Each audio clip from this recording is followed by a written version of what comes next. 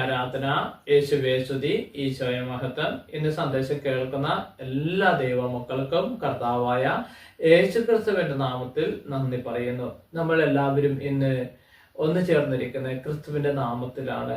നമുക്ക് എല്ലാവർക്കും പല പോരായ്മകളും പല പ്രശ്നങ്ങളും ഉള്ള മക്കളാണ്. നമ്മുടെ പോരായ്മകൾ മനസ്സിലാക്കി നമ്മൾ ദൈവത്തോട് നീതി പുലർത്തുക, ദൈവത്തോട് നന്ദി പറഞ്ഞ് പ്രാർത്ഥിക്കുക. യേശുവെ ആരാധന, യേശുവേ സ്തുതി, ഈശോയെ മഹത്വം. ഇന്നത്തെ ടോപ്പിക്ക് പ്രധാനമായിട്ടും ഒരു തിരുവചനവും ഒരു പ്രാർത്ഥനയുമാണ്. അത് നിങ്ങളുടെ ജീവിതത്തിൽ അനുഗ്രഹമായി തീരാൻ വേണ്ടി ഞാൻ പിതാവിന്റെ സന്നിധിയിൽ പ്രാർത്ഥിക്കുന്നു. അതുപോലെ ബ്രദറിന് ഇന്നൊരു ശുശ്രൂഷയിൽ പങ്കെടുക്കേണ്ടതുണ്ട്. ദൈവാനുഗ്രഹം പ്രാപിക്കാൻ വേണ്ടി നിങ്ങൾ പ്രാർത്ഥിക്കുക. നിങ്ങൾക്ക് വേണ്ടി ഞാനും ആ സമയങ്ങളിൽ പ്രാർത്ഥിക്കുന്നതായിരിക്കും. അപ്പോൾ ചോദിക്കും, ബ്രദറിന് എങ്ങനെ അറിയാം? തീർച്ചയായിട്ടും എൻ്റെ ഈ സന്ദേശം കേൾക്കുന്ന ഓരോ ദൈവമക്കളെയും ആത്മാവിലൂടെ എനിക്ക് നിങ്ങളെ കാണാനും ശ്രദ്ധിക്കാനും നിങ്ങളുടെ പ്രയാസങ്ങൾ മനസ്സിലാക്കാനും സാധിക്കും. അത് ദൈവത്തിന്റെ ഒരു വലിയൊരു വരദാനമാണ്, കൃപയാണ്. നമ്മുടെ കഴിവോ നമ്മുടെ ബുദ്ധിയോ ഒന്നുമല്ല, തമ്പുരാന്റെ കൃപയാണ്. കാരണം നിങ്ങൾ ഓരോരുത്തരെയും ബ്രദറിന് അറിയാം.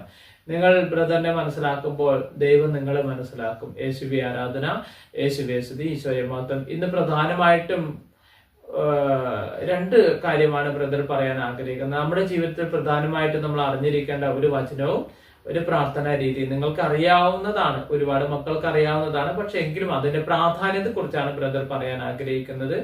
ഞാനൊരു റിക്വസ്റ്റ് വെക്കുന്നു, നിങ്ങൾ സന്ദേശം പറ്റുമെങ്കിൽ ആദ്യം മുതൽ അവസാനം വരെ ഒന്ന് കാണാനുള്ള ഒരു മനസ്സ് കാണിക്കണം. അവസാനം നിങ്ങൾക്ക് വേണ്ടി പ്രാർത്ഥിക്കുന്നതായിരിക്കും.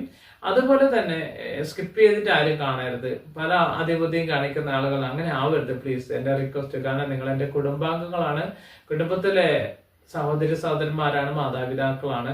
അപ്പോൾ നിങ്ങൾ പറ്റുമെങ്കിൽ സബ്സ്ക്രൈബ് ചെയ്തിട്ട് ബെൽ ഐക്കൺ പ്രസ് ചെയ്തിട്ട് ഓൾ സെലക്ട് ചെയ്തിട്ട് സ്കിപ്പ് ചെയ്യാതെ അവസാനം വരെ കാണുക. അത് എന്നോടല്ല, ദൈവത്തോട് നിങ്ങൾക്ക് സ്നേഹമുണ്ടെങ്കിൽ നിങ്ങളത് തീർച്ചയായിട്ടും അതുപോലെ പ്രവർത്തിക്കും. കാരണം ഇത് എൻ്റെ മെസ്സേജ് അല്ല, എൻ്റെ സന്ദേശമല്ല, തമ്പുരാന്റെ വചനമാണ് ഞാൻ നിങ്ങൾക്ക് തരുന്നത്. അപ്പോൾ അതിന് വില കൽപ്പിക്കുക. അതിന്റെ അനുഗ്രഹം നിങ്ങളുടെ കുടുംബത്തിലും കുഞ്ഞുങ്ങളിലും ജോലി മേഖലയിൽ ലഭിക്കും, ഉറപ്പായിട്ടും ലഭിക്കും. കാരണം ബ്രദർ പ്രാർത്ഥിച്ചൊരുങ്ങിയിട്ടാണ് ശുശ്രൂഷ എപ്പോഴും ചെയ്യുന്നത്, ചുമ്മാ അങ്ങോട്ട് ചെയ്യുന്നതല്ല. അങ്ങനെ എനിക്ക് ചെയ്യാൻ സാധ്യമല്ല. കാരണം അങ്ങനെ എനിക്ക് വചനം കിട്ടത്തില്ല, അങ്ങനെ എനിക്ക് നിങ്ങളോട് പറഞ്ഞു തരാൻ സാധ്യമല്ല. അപ്പോൾ നിങ്ങൾക്ക് എല്ലാവർക്കും ദൈവത്തിന്റെ ആത്മാവിന്റെ ശക്തി വ്യാപരിക്കാൻ വേണ്ടി പ്രാർത്ഥിക്കുന്നു. കർത്താവിന് കരുണ വർഷിക്കാൻ വേണ്ടി, കർത്താവിന് കൃപ നിറയാൻ വേണ്ടി പ്രാർത്ഥിക്കുന്നു. ഇന്ന് പ്രധാനമായിട്ടും ഞാൻ ആദ്യം പറയുന്നത് ഒരു പ്രാർത്ഥനയെ കുറിച്ചാണ്. ആ പ്രാർത്ഥനയുടെ പ്രാധാന്യം നിങ്ങൾക്ക് തീർച്ചയായിട്ടും അത് അനുഗ്രഹമായി മാറാൻ വേണ്ടി ദൈവത്തോട് ഞാൻ പ്രാർത്ഥിക്കാം. ഇന്ന് ബ്രദർ ഒരു ശുശ്രൂഷ കാര്യത്തിന് വേണ്ടി പ്രാർത്ഥനയ്ക്ക് പോവുകയാണ്. അപ്പൊ നിങ്ങൾക്ക് എല്ലാം